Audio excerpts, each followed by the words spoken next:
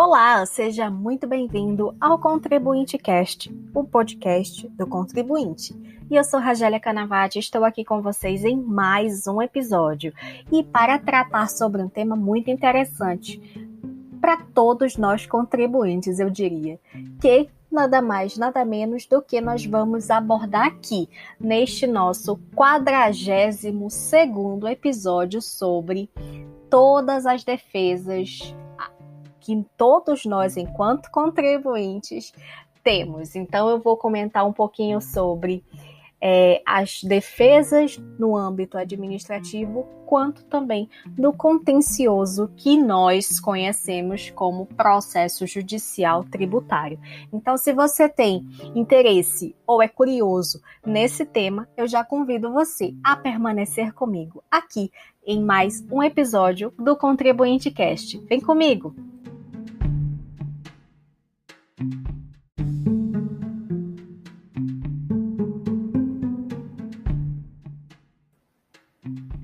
E quando nós falamos sobre defesa do contribuinte, é claro que você precisa ficar atento que cada um de nós tem o direito à defesa, sim, seja ela no âmbito administrativo, tanto no âmbito judicial. E isso ocorre em casos em que nós, contribuintes, somos autuados pelo fisco. Agora, para que você possa identificar essa autuação, como é que funciona essa autuação pelo fisco, tanto pessoa física quanto pessoa jurídica pode ser autuado pelo fisco.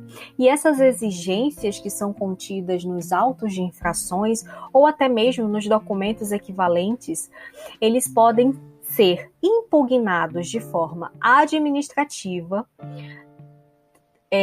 quanto servirem como matéria para um processo, um contencioso judicial, tributário, tá bom? Então, só para que você possa entender um pouquinho mais sobre como funciona o âmbito administrativo, na esfera federal, a defesa do contribuinte sempre vai ser o início de tudo, eu diria, que sempre vai ser através da via administrativa. E a via administrativa, ela é regida por um decreto. Nesse decreto vão estar contidos todas as ferramentas, todas as formas para que o contribuinte, através do seu responsável, do seu patrono, ou seja, o seu advogado tributarista, vai ali estar promovendo a sua defesa. E já anota aí que o decreto que eu estou falando é o decreto 70.235 de 72. É isso mesmo que você ouviu. Então, logo, esse decreto ele vai regulamentar basicamente todos os aspectos necessários para que haja o quê? Uma impugnação referente àquele auto de infração que se recebeu, ou até mesmo a questão da manifestação de inconformidade, que é outra espécie de defesa que o contribuinte tem para promoção. Agora, muito importante que eu destaque aqui para vocês, que quando nós contribuintes somos autuados pelo fisco, as nossas defesas e todos os recursos administrativos, eles podem ser muito úteis. Então, é justamente sobre essa importância de se fomentar o debate desse tema que a gente está tratando aqui no nosso 42º episódio. Agora, tudo isso, é claro que eu não posso deixar de mencionar também que eles exigem. Todas essas defesas, elas são reguladas através de normas, e essas normas, elas regulam tanto o PAF, que é o processo administrativo fiscal, quanto, o processo judicial tributário. E aí eu vou estar especificando exemplos na prática para que você possa identificar como você pode promover a defesa. Agora, por exemplo, uma pessoa física, ela pode receber um auto de infração, e isso é muito comum, principalmente nos casos de malha fina. Quando nós estamos falando sobre malha fina, que é um procedimento fiscal em que o fisco ele vai analisar se todas as suas informações que você ali indicou na sua declaração do imposto de renda, elas vão estar de acordo com o cruzamento de dados. Se algo estiver obscuro, algo estiver nebuloso, com certeza, você contribuinte, pessoa física, vai cair nesse procedimento que a gente chama de malha fina. Agora, e se porventura você discordar dessa autuação que você acaba de receber? Gente, se você discordar, é claro que cabe ali a impugnação que nós chamamos. Essa impugnação é uma das defesas que o contribuinte pode sim estar realizando ali, ainda que na esfera do cunho administrativo. Por quê? Porque quando a gente fala sobre o simples ato de impugnar um auto de infração, é justamente onde ele vai, a pessoa física, o contribuinte, ali vai estar sendo representado pelo seu patrono, e que a gente fala que é o advogado tributarista, e ele vai mesmo tratar sobre todas essas questões para que seja impugnado aquele lançamento que está sendo ali realizado no auto de infração, incluindo multas e juros e respectivas correções que ali naquele auto de infração estiverem presentes. Agora, como é que funciona essa questão de auto de infração, essa questão de impugnação sobre auto de infração? O auto de infração, gente, ele é um documento, só para que vocês possam entender. É um documento em que a autoridade tributária, a autoridade fiscal, ela vai indicar que tipo de lançamento está promovendo ali, né? Por quê? Porque muito provavelmente aquele contribuinte, se ele receber um auto de infração, ou se aquele auto de infração está sendo realizado em desfavor deste contribuinte, é porque este contribuinte deixou de fazer uma obrigação tributária acessória, que aqui a gente traz as informações, ele deveria prestar todas as informações corretas e não fez, logo ele recebe um auto de infração. Ou até mesmo ele recebe um auto de infração se porventura ele, enquanto uma pessoa jurídica, ele, no ato dele realizar o lançamento por homologação, né, aquele lançamento ele não é homologado e o fisco entende que o contribuinte ele prestou ali informações incorretas. Então, que nos cálculos do fisco existe aí um valor que deve ser recolhido e não foi. Logo, então, aquele contribuinte, seja pessoa física ou seja uma pessoa jurídica, ele vai receber ali um auto de infração. Esse auto de infração, ele deve conter informações necessárias relacionadas ao crédito tributário, principalmente a datas. Por quê? Datas. Porque a gente está tratando sobre questões muito importantes que o advogado tributarista vai precisar observar quando ele estiver realizando ali a promoção da defesa daquele contribuinte, como, por exemplo, uma prescrição ou uma decadência daquele crédito tributário. Aquele crédito tributário, ele se refere a que espécie de tributo? Aquele crédito tributário, ele está sendo lançado por quê? É uma obrigação tributária acessória que deixou de ser praticada, ou é uma obrigação tributária principal que deixou de ser recolhida? Então, são informações como essas e, é claro, a importante eu deixo para o final, que é justamente a assinatura, a matrícula daquele agente, da autoridade tributária que é competente. Por quê? Porque ainda existe a questão da competência funcional. Então, isso deve ser observado também no auto de infração.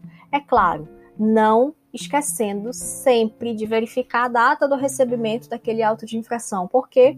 Porque é a partir do recebimento que nós temos aí que fazer a contagem do prazo, para que esse prazo em que o contribuinte possa estar ali promovendo a sua defesa. Tá bom?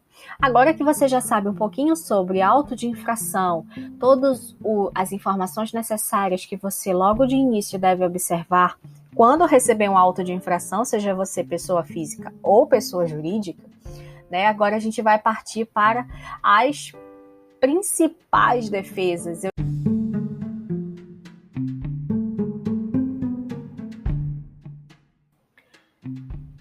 já que nós vamos falar aqui nesse nosso 42º episódio sobre as defesas do contribuinte, é claro que nós vamos, primeiramente, navegar por todas as defesas que são relacionadas ao processo administrativo fiscal. Por quê? Porque tudo inicia no PAF, ou seja, no processo administrativo fiscal. Agora, preste atenção, que você, enquanto contribuinte, não está atrelado simplesmente a iniciar no processo administrativo fiscal. Não, você pode sim, desde logo, apresentar a sua defesa a nível judicial, mas o mais comum é que as pessoas optem pelo processo administrativo fiscal, por conta do que todos nós conhecemos como morosidade da justiça. Alguém já ouviu esse termo? Pois é. Enquanto se pode ter a esperança de que aquela lide possa vir a ser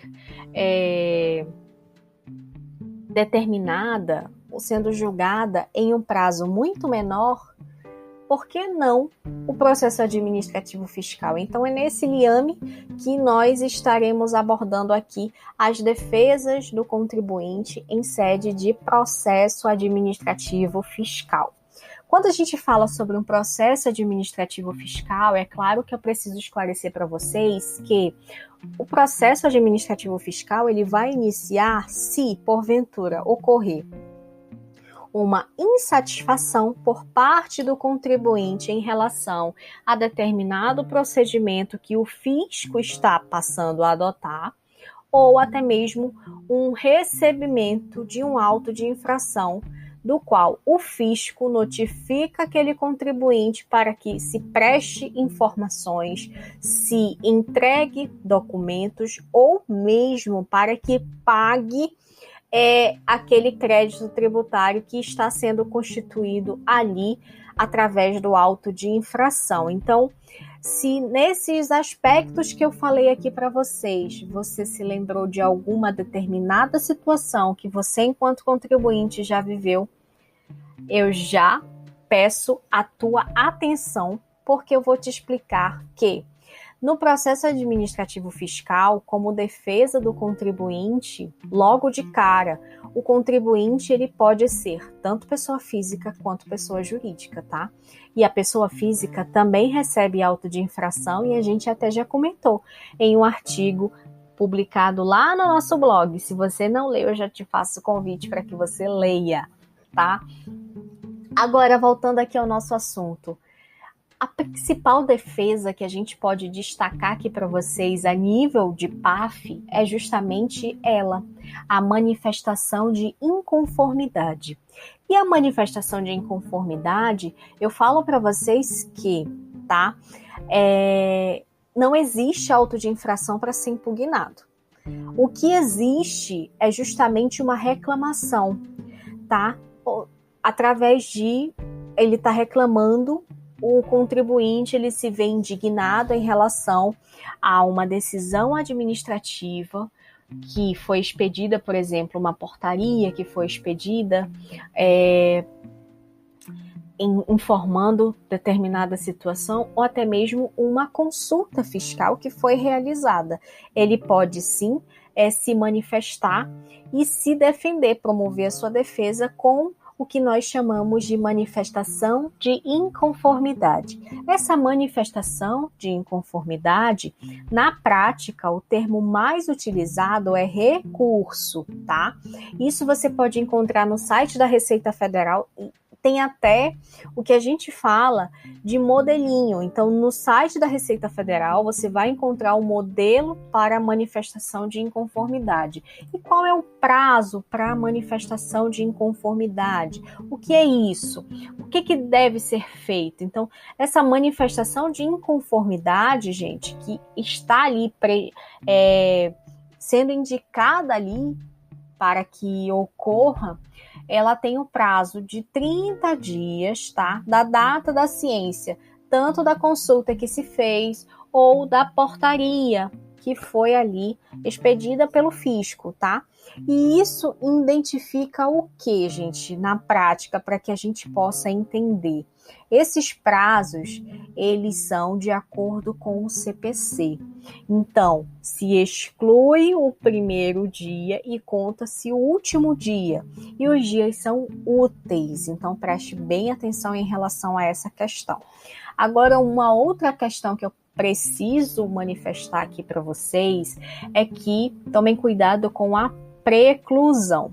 A preclusão, se esse termo é um termo novo para você que está ouvindo aí nosso podcast, nada mais é do que a perda do direito de se manifestar.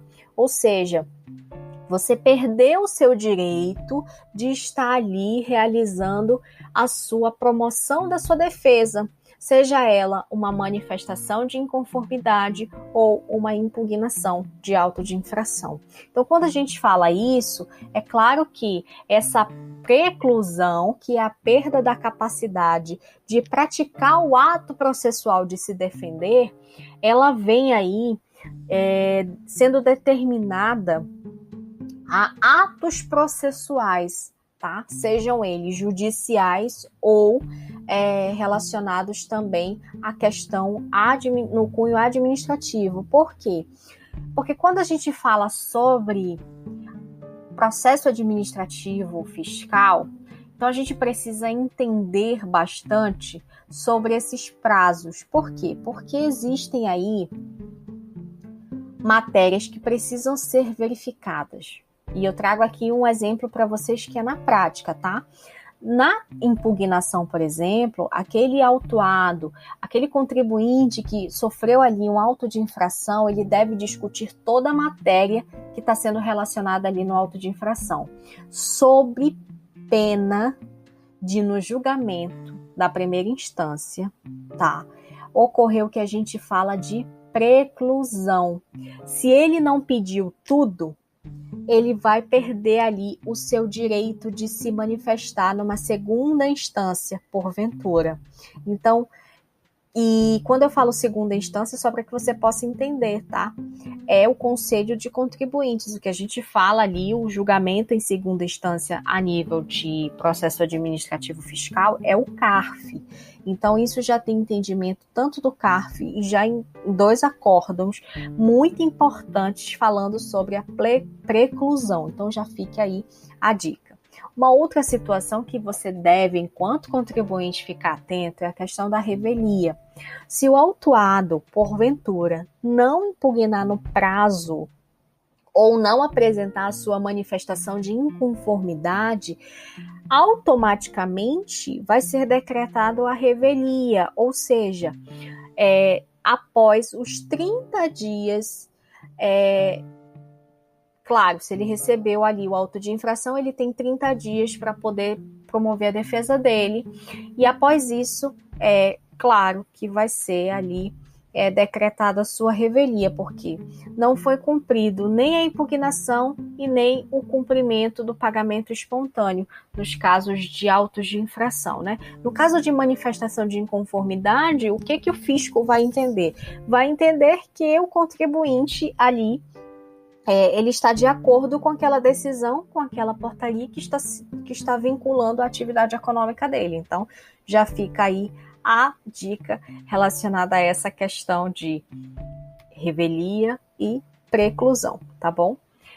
Agora, vamos à questão que sempre vai iniciar, eu diria que inicia sim, o contencioso na esfera administrativa, que é justamente a impugnação, tá? Então, quando a gente fala que a impugnação ela corresponde à primeira fase do contraditório administrativo, é porque a segunda fase é justamente um recurso, que é um recurso que é enviado ao Conselho Administrativo de Recursos Fiscais, o CARF, tá bom? Agora, para esclarecer a vocês o que é impugnação, a impugnação, gente, nada mais é do que um requerimento que o contribuinte ele vai ali contestar aquele lançamento que está sendo efetuado no seu nome pela autoridade fiscal. Então, para que você possa entender como funciona essa impugnação, essa forma de defesa do contribuinte a nível administrativo, essa impugnação, já falei para vocês sobre a preclusão e eu já falei também sobre a questão da revelia. Logo, vocês já estão aí cientes que a impugnação ela deve ser tempestiva, ou seja, protocolada dentro do prazo. Então, o prazo sempre vai estar fixado ali no auto de infração que você for receber. Mas eu te adianto desde logo que é 15 dias úteis, exclui o primeiro dia e inclui o último dia conforme o novo CPC, que é a lei que rege aí o nosso Código de Processo Civil, tá? Já que nós não temos um código processual tributário, tá bom? Então, logo, eu já destaco para vocês que a impugnação ela deve ser tempestiva, sendo protocolada pelo sujeito passivo, ou seja, pelo contribuinte, seja ele pessoa física ou pessoa jurídica, através do seu responsável, ou seja, do seu patrono, que muitas vezes é o advogado tributarista, tá? Existem casos em que o processo administrativo é iniciado pelo contador? Existem. Só que eu falo para vocês que o contador vai ter determinadas situações em que ele não vai estar ali de cunho capacitado teoricamente para alguns atos procedimentais. Eu diria que se porventura ocorrer uma decisão desfavorável ao contribuinte, vai ter que ser feito um recurso, e esse recurso vai ter que ser destinado ao CARF. Então, quando a gente fala sobre recursos, o contador não vai ter a habilitação necessária para promover essa defesa. Já o advogado tributarista vai. Então, a gente sempre está aqui falando sobre a importância da advocacia tributária na vida dos contribuintes. Então, voltando aqui para vocês, para falar sobre impugnação, prestem atenção que toda impugnação, gente, ela deve conter sempre identificação da autoridade que vai julgar, ou seja, para quem vai ser dirigida, né? A qualificação do impugnante. Quando a gente fala impugnante, é sempre o contribuinte, tá? E todos os fatos e direitos que se fundamentam, informando principalmente todos os pontos de discordância, todas as razões e todas as provas que vai produzir. Por quê? Lembre-se da preclusão, tá? As diligências que o impugnante ou o contribuinte eles pretendam ali efetuar, expondo todos os motivos para que se justifique aquela diligência, tá? E uma outra e última importância, a assinatura do sujeito passivo e do seu representante legal, que nada mais, nada menos do que o advogado tributarista. É claro que eu também tenho que informar que após essa formalização da impugnação, é claro que eu preciso destacar aqui para vocês que o auto de infração, quando lavrado, gente, ele vai ali ter duas funções. A primeira função é de notificar o lançamento daquele crédito tributário, tá? Ou de notificar aquele contribuinte sobre possíveis entregas de documentações e pedidos de esclarecimentos. Isso ocorre muito nos casos de procedimento da malha fina, tá? Então já fica atento. Então, quando isso ocorrer, é claro que ficará ali a crédito do contribuinte, tá? Formalizar também ou entender ali duas hipóteses que podem ocorrer. Ele pode cumprir a exigência que está ali no auto de infração, tá? Através do pagamento, ou até mesmo um pedido de parcelamento. Então, quando a gente recebe um auto de infração, por exemplo, o contribuinte recebeu um auto de infração. Ele tem ali, sendo indicado a ele, o prazo que ele tem para fazer apresentar sua impugnação, ou fazer o pagamento. Então, naquele prazo ali que é estabelecido para que ele faça ali ou a sua promoção de defesa ou até mesmo promoção do pagamento, ele vai atrás do advogado tributarista e pede para que o tributarista possa ali estar fazendo um pedido de parcelamento. Ele entende que deve, só que ele não consegue pagar aquele montante naquela data. Só que ele está demonstrando que ele quer pagar. Então, ali, o advogado tributarista vai realizar o que a gente chama de procedimento fiscal, que é através de um pedido de parcelamento. Já não é uma impugnação, lembre-se, tá?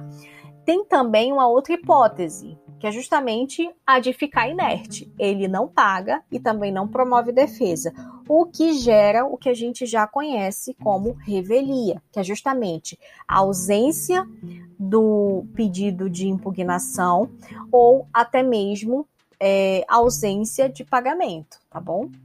Então, quando existe essa possibilidade aí de pedidos de parcelamentos dentro do prazo da impugnação, o que ocorre na prática? É sempre aplicado, gente, um benefício de redução de multa por ofício. E essa multa, essa redução, ela vai variar de 50% a 40%. Então, já fica a dica aí. Agora, é muito importante, tá? Desde logo que eu informe a vocês que quando se trata de litígio administrativo, não existe o que a gente fala sobre sucumbência. O que é sucumbência? Sucumbência é justamente honorários que são pagos, tá? A quem de fato ganhou a demanda judicial. Então, no administrativo não tem isso. Só que existem também o que a gente fala de pagamentos de algumas taxas. E esses pagamentos de taxas, gente, a maioria das vezes você conhece como taxa de expediente. Porventura, se você quer ali estar realizando o seu pedido de impugnação relacionado a algum lançamento de algum tributo estadual, muito provavelmente a Secretaria de Fazenda do seu estado vai ali te cobrar uma taxa de expediente para que você se utilize daquele serviço que está sendo posto à sua disposição, que é justamente o serviço, né, de estar recebendo a sua defesa relacionado ao ingresso de um processo administrativo fiscal. Agora, gente, prazos. Tem muita gente que confunde os prazos do CPC com o prazo do decreto 70235 de 72. Na prática, como é que funciona essa questão de prazos? No novo CPC, tem um prazo ali que ele estabelece de 15 dias úteis. Só que no decreto 70235 de 72, tem o prazo de 30 dias. Como é que você vai saber qual é o seu prazo? Entenda. No direito, a gente fala que existem situações, tá, específicas. E quando existem situações específicas, é claro que eu vou estar tratando aqui com vocês sobre o princípio da especialidade. Então, quando a gente fala sobre conflitos de normas, já dizem os nossos doutrinadores que em casos de conflitos de normas, sempre vai prevalecer a norma que é especial àquela situação. Se o decreto número 70235 de 72, ele regula o processo administrativo fiscal e ele indica que lá o prazo é 30 dias da data do recebimento, é claro que de acordo com esse princípio, nós vamos adotar a regra dos 30 dias e não a regra do novo CPC. Agora, quando nós vamos utilizar a regra do CPC, que é o geral, e deixar de usar a regra do decreto 70235 de 72, por exemplo, quando nós estivermos perante um processo judicial tributário em que ele vai ser regido pelo Código de Processo Civil e não pelo decreto 70235, que trata somente sobre processo administrativo fiscal. Então, já que eu tive que abordar essa situação para vocês e que eu acho de suma importância, já que existe muita gente, tem muita gente que tem essa dúvida, então fica aqui a dica relacionada a sempre observar o princípio da especialidade, que é um princípio que eu diria que é um princípio que quase ninguém lembra. Mas se você trabalha com direito administrativo ou direito tributário, você deve ficar sempre atento a eles. E principalmente você, contribuinte, em relação a esses prazos, tá? Agora, uma vez impugnado, é sempre bom que você saiba que o protocolo de uma impugnação ele vai sempre gerar efeitos. E esses efeitos nada mais são do que suspender a exigibilidade daquele crédito tributário. E quando eu falo a suspensão da exigibilidade do crédito tributário, é justamente para que durante aquele prazo em que vai ser discutido aquele auto de infração que você promoveu aquela defesa através da impugnação, você não vai ser cobrado daquele crédito tributário. Ou seja, você não vai sofrer efeitos de uma execução fiscal, por exemplo, você não vai sofrer efeitos de uma negativa de certidão positiva com efeitos de negativa, ok? Agora, uma outra situação que também gera efeitos a partir do protocolo da impugnação é o prazo prescricional para a propositura em ação de execução fiscal. Então, se suspende esse prazo para que a Fazenda possa promover ali a execução fiscal. Ela não pode te cobrar a nível de execução fiscal, mas também está suspenso o prazo para ser ali prescrito aquele crédito tributário. Agora, uma outra situação que eu preciso esclarecer aqui para vocês é que caso você, contribuinte, numa situação dessas, venha concordar com parte do auto de infração, tá? Ou até mesmo daquela notificação de lançamento que você recebeu, aí você deve pagar ou parcelar a parte que você concorda e apresentar a impugnação dos outros itens. Como é que você faz isso? Volto a falar, o seu advogado tributarista ele vai promover a impugnação relacionado aos demais itens que você não concorda. Aos itens que você concorda, vai ser gerado ali um DARF ou um pedido de parcelamento da parte que você concorda. Do que você não concorda, o seu advogado tributarista ele vai estar ali fazendo a promoção do que a gente chama de impugnação. E nessa impugnação, gente, o teu advogado tributarista ele vai mencionar todos os fatos, ele vai anexar todos os comprovantes de recolhimento e até mesmo um parcelamento, se ocorrer de você receber aí um auto de infração oriundo de um crédito que já está parcelado, tá? Isso na prática ocorre? Infelizmente ocorre, tá? O pagamento ou parcelamento da parte que não foi questionada no prazo da impugnação, ela também garante, gente, a aplicação da redução da multa de ofício. Então, a gente aí já destaca uma redução que pode chegar de 50% a 40%, dependendo ali da situação específica, porque cada caso é um caso, tá? Então, uma outra situação que eu posso aqui estar mencionando aqui para vocês em relação à impugnação. A impugnação, gente, ela pode ser promovida tanto por pessoa física, já falei para vocês que pessoa física também recebe auto de infração, também recebe notificação de lançamento, tá? E principalmente em relação ao imposto de renda à pessoa física, tá? Na prática sempre ocorre isso. O próprio contribuinte, ele pode promover a impugnação? Pode. Por quê? Porque inclusive tem um modelinho no site da Receita Federal para que ele possa promover isso.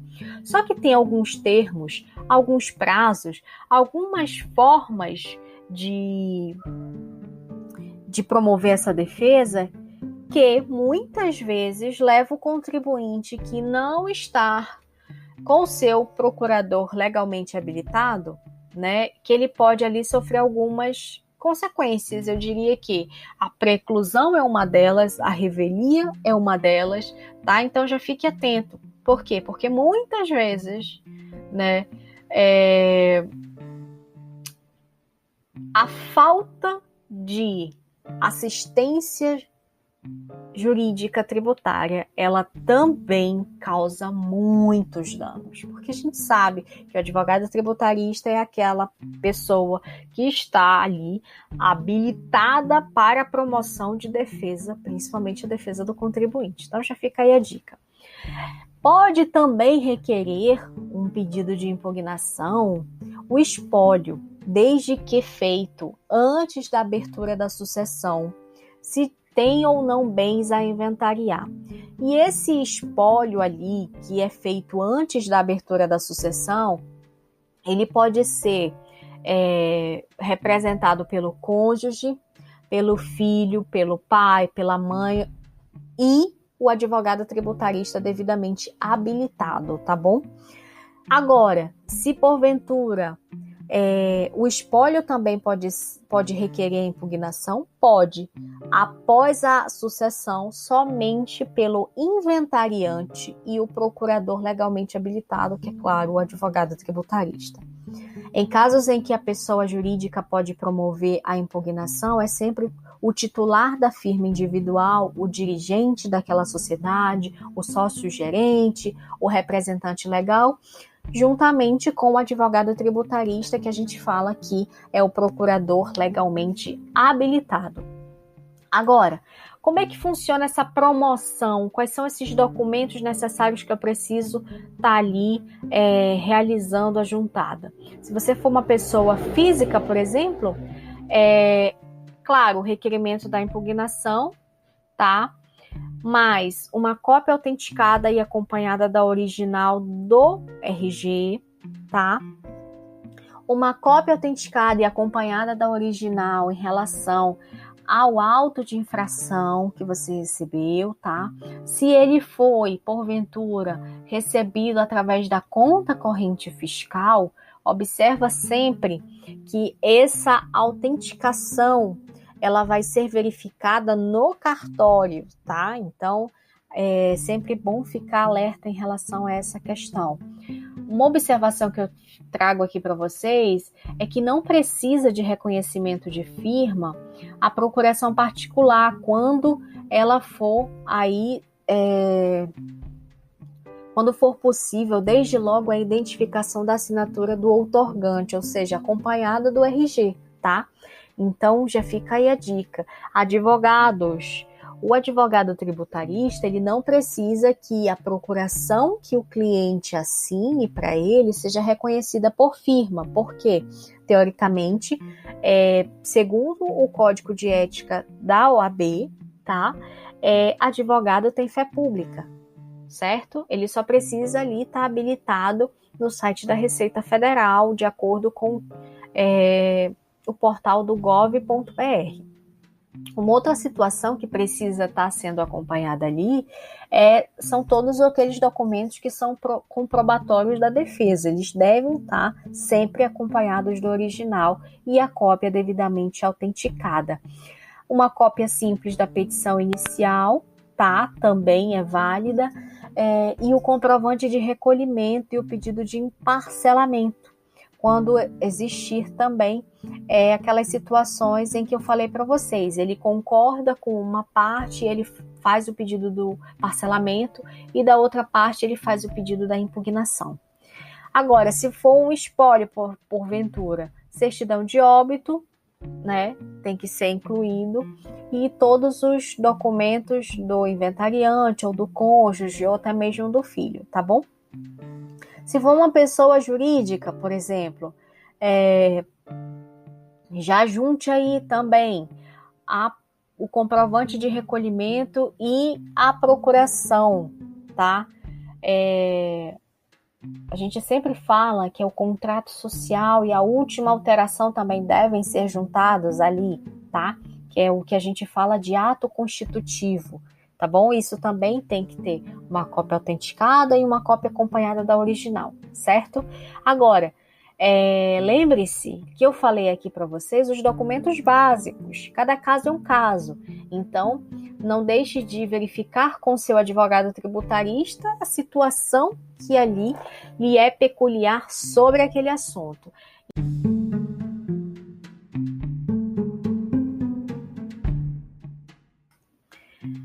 Agora que nós finalizamos aqui a parte introdutória relacionada ao processo administrativo fiscal, ao pedido de impugnação, à manifestação de inconformidade, eu preciso destacar aqui para vocês que, caso vocês tenham mais dúvidas relacionadas ao andamento, como funciona, eu já convido vocês a navegarem pelo nosso blog rkedufiscal.com. Mais precisamente, nós temos um artigo auto de infração para pessoa física. Então, lá a gente descreve exatamente o fluxograma para que você possa visualizar como funciona o processo administrativo fiscal. Então, já fica aí o convite.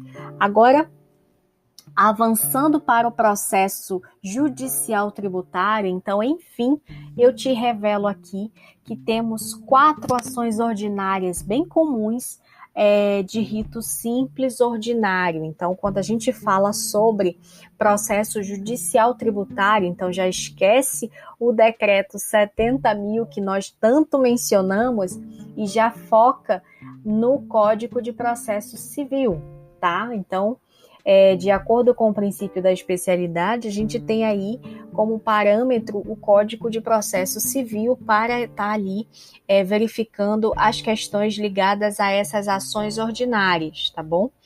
Então, nós temos a ação anulatória, a ação de repetição de indébito, ação consignatória e ação declaratória.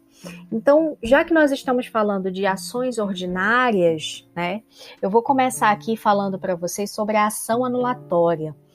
Na verdade, ela é a mais comum, tá?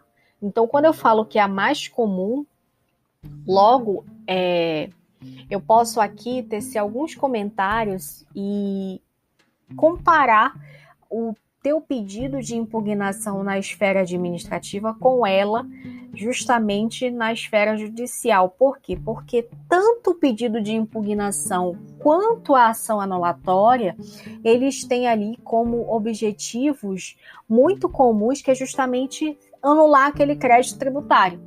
Então, quando a gente fala que é o meio mais comum, é justamente porque os contribuintes, eles discordam daquela cobrança daquele tributo que está ali e, diante disso, eles propõem aí essa ação anulatória, que nada mais é do que a gente chama que é uma impugnação judicial da cobrança do tributo. Então, o objetivo dela principal é sempre anular o lançamento do tributo ou aquela penalidade que está ali sendo indicada no auto de infração. Já que o objetivo dessa ação é anular, logo a gente tem aí o objetivo também de conseguir uma tutela jurisdicional, que vai desconstituir aquele ato do poder administrativo, do fisco, na verdade, de constituir aquele crédito tributário. Então, logo a gente fala que essa ação anulatória, ela busca invalidar, tá? Promovendo aí a liberdade do contribuinte em relação a todos os efeitos que aquele auto de infração, todos os efeitos que aquele lançamento tributário, ele tá ali majorando aquele contribuinte, eu diria que isso, tá? Então, através da ação anulatória, que visa desconstituir, na verdade, todo esse embaraço que foi constituído ali através daquele ato da autoridade fiscal do fisco, tá? Então, quando nós falamos sobre ação anulatória mais precisamente, para resumir aqui para vocês, é justamente anular o ato administrativo da cobrança do tributo. Então, Sem mais churumelas, eu já fecho aqui o que é ação anulatória com vocês e já faço aí a abertura da ação repetitória, que para muitos nada mais é do que a ação de repetição de indébito, ou seja, é utilizada, gente, sempre quando o contribuinte ele vai postular aquela administração, né, fiscal, para que essa administração lhe devolva aquele montante que foi pago de forma indevida, ou seja, ele pagou algo que não devia, então agora ele precisa ali forçar a administração a restituir esse montante, e essa restituição, claro, que deve vir acompanhada com a sua devida correção monetária. Então, quando a gente fala de ação de repetição de indébito, é claro que a gente também deve informar que uma vez realizado um pagamento de um valor superior que realmente é devido, né, o contribuinte tem sim direito de pedir a repetição de débito, de solicitar ali que seja devolvido. Agora, é muito importante que todas essas ações, eu estou falando já a nível judicial, então quando eu falo nível judicial, diferente do administrativo, do processo administrativo fiscal, onde a presença do advogado tributarista ela pode ser substituída pela do contador, aqui não. Aqui no processo judicial tributário é exclusivo do advogado tributarista. Só quem pode postular a defesa do contribuinte é o advogado tributarista aqui. Então, quando a gente fala sobre ação de repetição de indébito, temos aí algumas hipóteses que devem ser analisadas. Então, uma hipótese que eu preciso aqui informar a vocês é que quando realizado um pagamento de um valor superior ao que é devido, gente, a lei que está instituindo aquele tributo inconstitucional, por exemplo, pagou uma dívida que nunca deveria ter existido. Então, aquilo ali é algo indevido, né? Uma outra situação que também cabe aí uma ação de repetição de indébito é justamente se aquele contribuinte ele não praticou o fato gerador, mas ele acabou ali efetuando o recolhimento daquele tributo. Entenda, se ele não praticou o fato gerador, inexistiu o lançamento tributário, inexistiu o crédito tributário. E se porventura ele realizou ali, Ragélia, o lançamento tributário por declaração, ele lançou de forma equivocada um crédito tributário que sequer nasceu. Então, também cabe aí uma ação repetitória. Tem também, gente, algo muito comum, justamente as questões ligadas à imunidade e isenção. Sabe aquelas pessoas que são imunes e aquelas pessoas que são isentas e acabam que ali recolhendo tributos de forma indevida? Pois se recolheu de forma indevida, cabe ali uma ação de repetição de indébito. Agora, tem também os casos em que o contribuinte ele não quer só receber o que ele pagou de forma indevida. Ele busca também fazer uma via de uma compensação, por exemplo, tá? Então, a restituição, né, dos valores, eles podem também ser ali convertidos em repetição, em compensação, eu diria, tá? De crédito tributário. Então, também é um dos pedidos inerentes à repetição de indébito. Então, já fica ligado aí na dica da repetição de indébito, tá?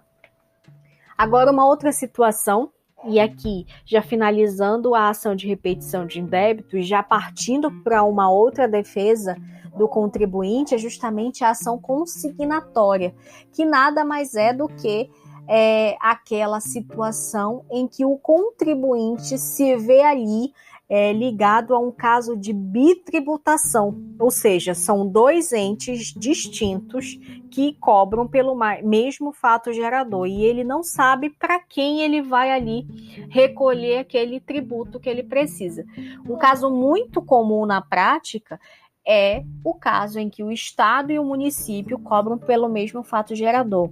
Entenda, aí aquele contribuinte na prática, ele não sabe se ele recolhe 5% a título de ISS ou 18% a título de ICMS. Aí o que cabe? Cabe uma ação consignatória. Agora lembre-se, uma dica muito importante é sobre a consignação em pagamento, que ela tem alguns efeitos. Se porventura o valor que for consignado corresponder ao valor na prática, que eu falei aqui nesse caso, o maior valor, por exemplo, nesse exemplo da prática que eu dei aqui para vocês, entre 18% e 5%, se o contribuinte ele consigna um valor de 18%, por exemplo, ele vai automaticamente, como o valor é maior, ele vai ali ter o efeito de suspender tanto na esfera estadual quanto na esfera municipal a exigibilidade daqueles créditos, sejam eles ISS ou de ICMS. Agora, se porventura, nesse mesmo exemplo, o contribuinte só consignar o valor referente ao ISS, ele pode ficar ali inerente a uma execução fiscal a nível estadual, tá? Então, já fica a dica relacionada à ação consignatória. Agora vamos tecer comentários sobre ela, a ação declaratória, que como o próprio nome diz, ela busca declarar algo, ela busca que o Poder Judiciário declare aquele direito daquele contribuinte. Então, para que você possa entender na prática como é que funciona, o ajuizamento dessas ações declaratórias, eles sempre, gente, estão ligados a alguma espécie de isenção, alguma espécie de imunidade ou atrelado a algum benefício fiscal, por exemplo, tá? Então, na prática, é muito comum que uma igreja venha até o Poder Judiciário para que o Poder Judiciário declare que ela é imune sim, e que aquele crédito tributário relacionado a imposto, né, ele deve ser anulado porque existe ali uma hipótese de imunidade, ela é imune. Então tem outras situações, como por exemplo, posso destacar aqui para vocês, que é muito comum e que você pode identificar na prática sobre isso. Toda vez que inexiste crédito tributário, mas aquele contribuinte ele já sabe que o fisco ele vai lançar de ofício aquele crédito tributário, por exemplo, ele precisa recorrer de forma emergencial ao Poder Judiciário. Então, para isso, ele vai ali, muitas vezes, propor uma ação declaratória, até mesmo com pedido de liminar, para que seja cessado ali todas aquelas ameaças que ele recebe ou que ele venha a receber futuramente. Mas entenda, o crédito tributário, ele não se formou ainda. Se ele não se formou ainda, basta uma ação declaratória, tá? Agora, já que nós mencionamos todas as 4 ações ordinárias, é claro que eu não posso deixar de mencionar o nosso remédio constitucional. E quando eu falo remédio constitucional, não é uma defesa específica do contribuinte, tá?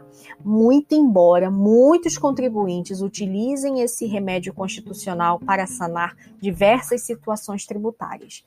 Mas é claro que eu estou falando de mandado de segurança.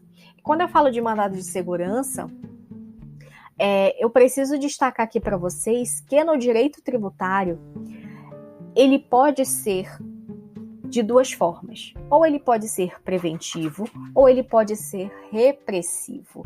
E se ele for repressivo, não esqueçam o prazo decadencial de 120 dias a contar da prática do ato coator. Por exemplo, um decreto que é inconstitucional porque viola ali o princípio da reserva legal, ele foi publicado sem observar ali os direitos fundamentais dos contribuintes. Cabe o quê? Cabe um mandado de segurança repressivo. Observe o prazo dos 120 dias. Agora, nos casos em que realmente existe aí um mandado de segurança na forma preventiva, para prevenir que aquele contribuinte venha sofrer ações do fisco. É justamente o que a gente fala, né? O contribuinte se vê, eu vou até usar uma expressão muito utilizada pelos meus colegas criminalistas, tá? Ele se vê numa legítima defesa putativa, sabe?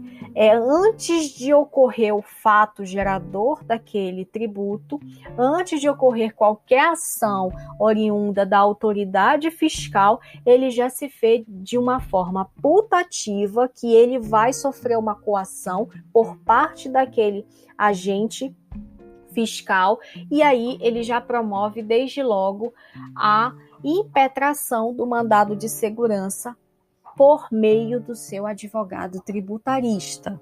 Agora, é claro, já que nós mencionamos que o mandado de segurança ele pode ser na forma repressiva e na forma preventiva, eu também preciso esclarecer para vocês um outro detalhe que é muito importante.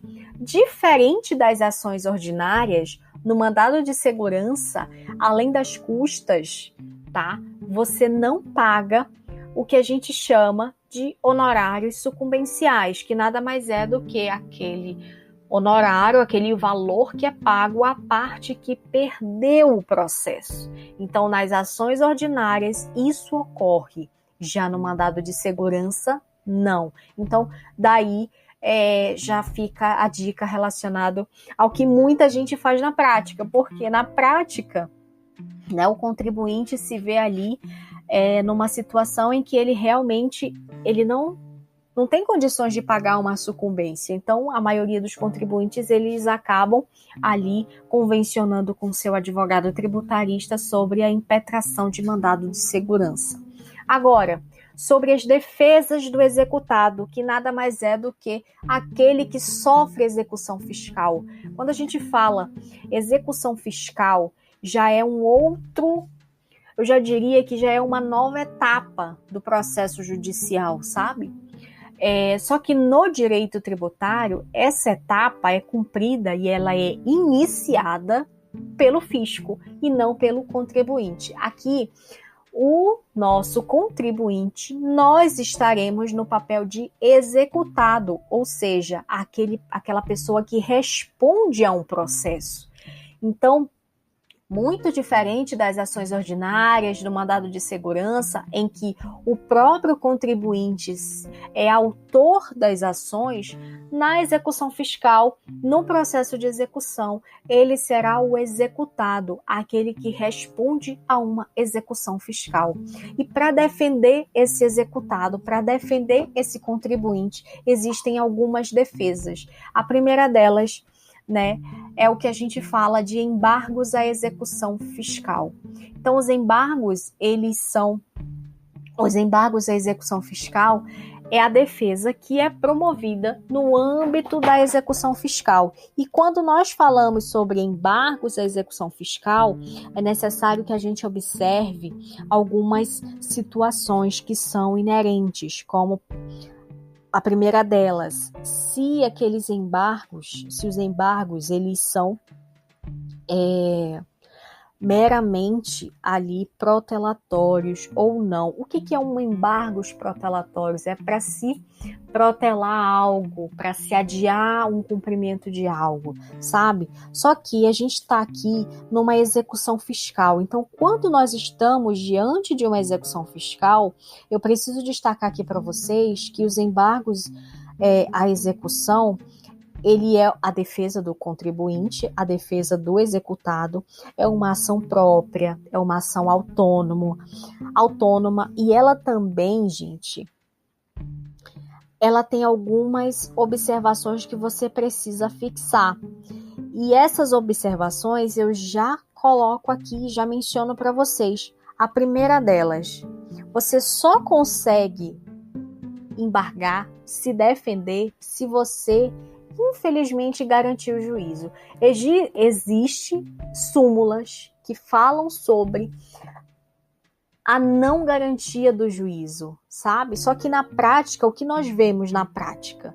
Na prática, são magistrados que exigem a garantia do juízo para que aquele contribuinte possa promover a defesa. E como pode ser feita essa defesa, essa promoção da defesa pelo contribuinte, se ele precisa garantir primeiro o juízo? A garantia do juízo, gente, o contribuinte ele precisa analisar primeiro a Lei de Execução Fiscal, a LEF. Então, na LEF, lembra que eu mencionei para vocês o princípio da especialidade? Pois é.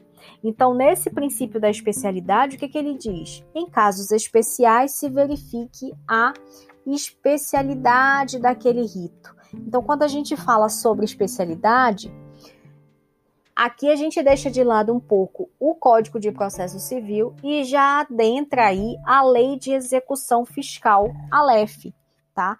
Então, quando a gente está diante ali de situações que estão ligadas à execução fiscal, sempre verifique o que a LEF tem a dizer. Anote aí. A Lei de Execução Fiscal é a 6.830, de 1980, preste atenção nisso. Então, quando a gente fala sobre a defesa, né? O executado ele só pode promover a defesa no prazo de 30 dias, sempre a contado ou do depósito, que a gente fala que é da garantia da execução fiscal, tá? Ou da prova de fiança bancária ou até mesmo seguro-garantia. Os bancos, eles fazem isso, então é uma novidade, tá? Que surgiu em 2014. E também da intimação da penhora. Existem execuções fiscais em que o contribuinte só toma conhecimento com a penhora de algum bem. Então, se porventura esse contribuinte ele já sofreu uma penhora, ele já pode sim, contados 30 dias, promover os seus embargos à execução fiscal. Agora, quando aquele contribuinte ele não tem condições reais para promover a sua defesa por meio de embargos de execução, o que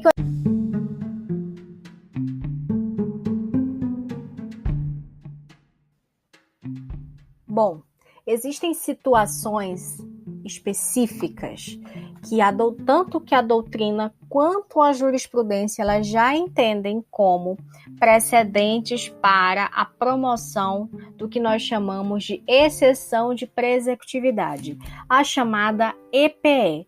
E por que a exceção de presecutividade é tão importante assim, principalmente aos contribuintes que estão ali sofrendo execução fiscal? Porque a exceção de presecutividade, ela não precisa, teoricamente, garantir o juízo. Logo, a gente está diante de um incidente procedimental.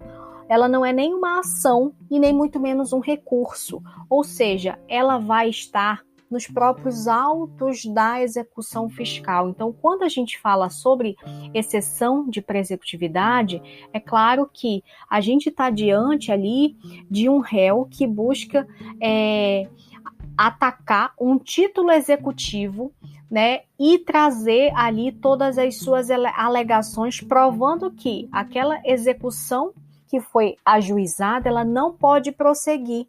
Então, logo, o objetivo da exceção de presecutividade é que se busque aquela extinção daquela execução fiscal. Então, como é que vão ser feitas essas arguições de todas essas matérias, tá?